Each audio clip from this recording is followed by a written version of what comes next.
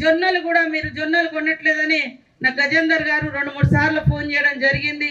ఈ చంటి కూడా ఫోన్ చేసిండ్రు, వేణుగోపాలాచారి గారు కూడా చాలాసార్లు చెప్పడం జరిగింది.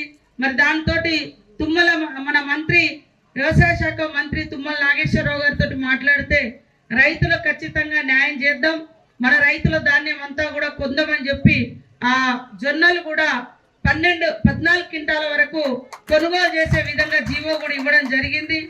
మీరు మీ అందరికి ఒకటే విజ్ఞప్తి, బయట నుంచి వచ్చేదానికి రానియకండి, మీ అన్ని అమ్ముకోండి, మీ అన్ని గవర్నమెంట్ కొంటది. కానీ పక్క రాష్ట్రంలో తక్కువ రేటు, పక్క రాష్ట్రంలో మరి అంత కొంటలేరు కాబట్టి మహారాష్ట్ర నుంచి అన్నిటి వస్తున్నాయి, దాంతో మీకు ఎఫెక్ట్ అవుతుంది, మన వాళ్ళకి ఇబ్బంది అవుతుంది. కాబట్టి మీ జొన్నలు కూడా కొనడం జరుగుతుందని తెలియజేస్తూ కలెక్టర్ గారు కూడా ఎప్పటికప్పుడు మీకు ఏ పని ఉన్నా కూడా అందుబాటులో ఉండి వారు పనిచేస్తూ ఉన్నారు. బ్రిడ్జి కూడా మీ బాధ్యత, అది మంచిగా కట్టించుకునే బాధ్యత మీది.